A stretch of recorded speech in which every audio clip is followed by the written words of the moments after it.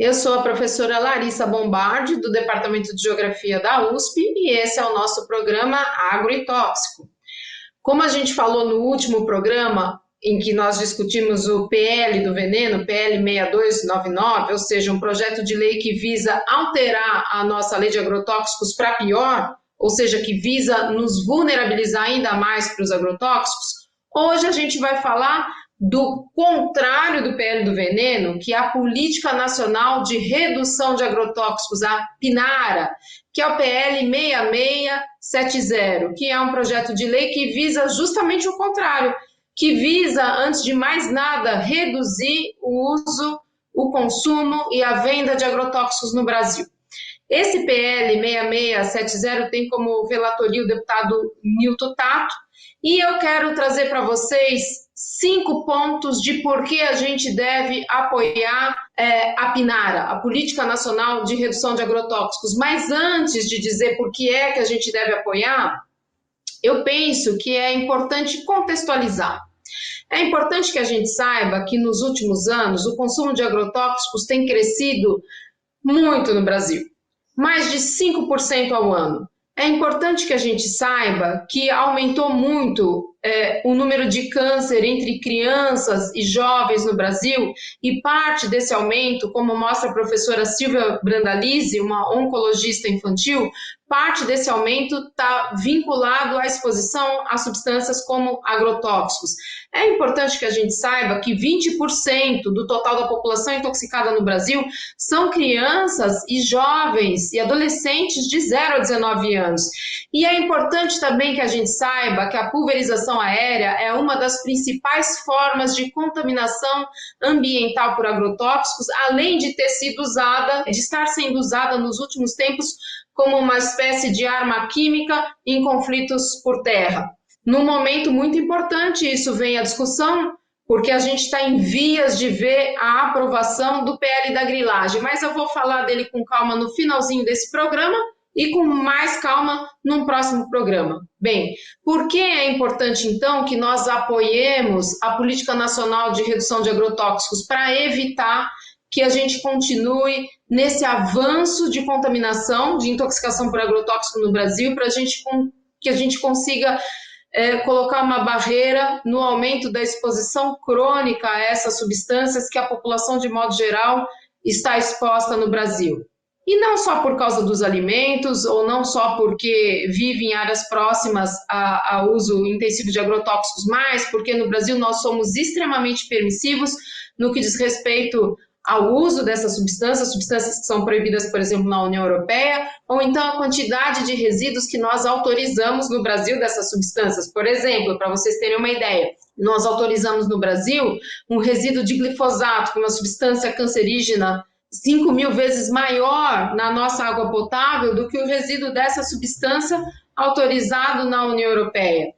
Então, é necessário que a gente tenha consciência de que se uma criança entre 4 e 8 anos, por exemplo, ingerir a quantidade adequada para ela de água por dia dentro dos limites permitidos para glifosato, para resíduo de glifosato no Brasil, ela extrapola o que o seu peso corporal poderia tolerar dessa substância, que, como eu disse, dentre outras coisas, é cancerígena.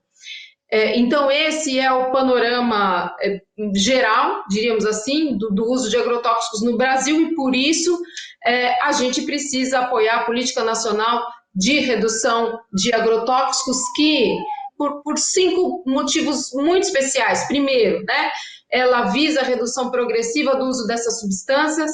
Ela busca fomentar a transição orgânica e agroecológica, ou seja, incentivos para essa transição, incentivos para um modelo de produção sem agrotóxicos. Ela propõe a atualização de registros de agrotóxicos a cada 3 anos. Hoje, no Brasil, uma vez registrado um agrotóxico, esse registro não termina. Então, é muito mais difícil a gente proibir o uso de uma substância, ao passo que, se esse registro for cíclico, como é em outros países, como é no Japão, como é nos Estados Unidos, como é na União Europeia, a gente consegue deixar que uma substância tóxica, seja muito tóxica, muito perigosa, seja registrada.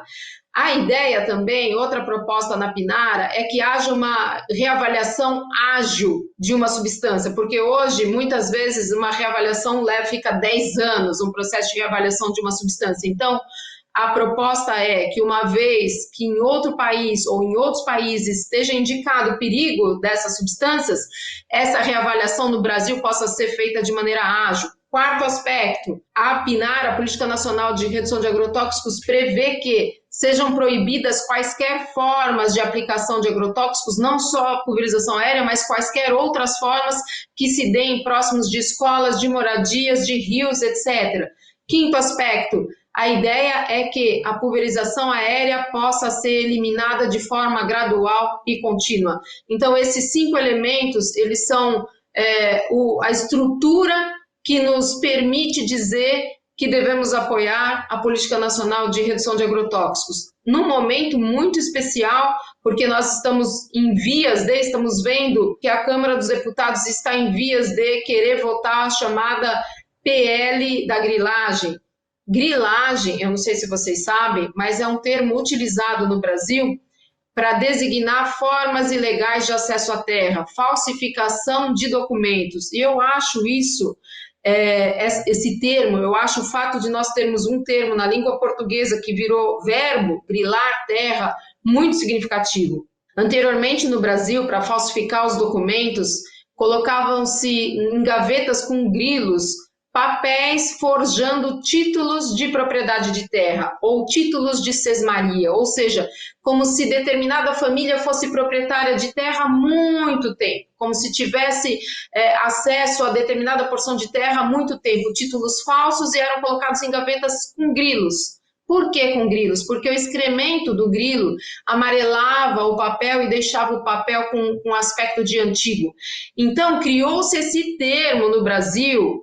Olha a gravidade disso, criou-se esse termo no Brasil para determinar essa ação de ilegalidade de acesso à terra, ou seja, de títulos ilegais de terra, que, como é sabidamente lugar comum hoje no Brasil, as pessoas hoje já sabem, inclusive, o que significa esse termo.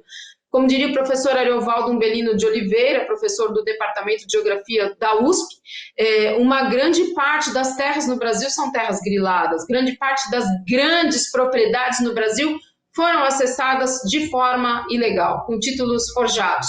E esse PL da grilagem visa autorizar a grilagem, inclusive, de terras indígenas e terras quilombolas. Então, é importante que nós saibamos que o uso de agrotóxicos ele não está desligado dessa questão. É importante que a gente saiba que o Brasil se tornou um dos principais consumidores mundiais de agrotóxicos porque nos tornamos um grande produtor de commodities, um grande produtor de soja. E grande parte dessa produção agrícola, seja de grão, seja de gado, muitas vezes é feita em áreas que foram conseguidas de forma ilegal. Então, é preciso que nós estejamos atentos e que não deixemos que mais esse PL, o PL da grilagem, assim como o PL do veneno, seja aprovado. O Brasil está vivendo um momento muito crítico, muito crítico, muito sensível, em que nós estamos vendo serem rasgados os direitos humanos e o direito ambiental. Ou seja, quando a gente fala de direitos humanos e direito ambiental, a gente está falando do princípio da vida, daquilo que nos unifica ao planeta, do nosso direito enquanto ser humano e do direito do planeta em si, do nosso direito de gestar e criar gerações futuras. Então, não podemos aceitar nem o PL do veneno e nem o PL da grilagem, que vem como um rolo compressor do interesse econômico acima das nossas vidas, da vida ambiental e da vida dos povos originários. Vejo você no nosso próximo programa.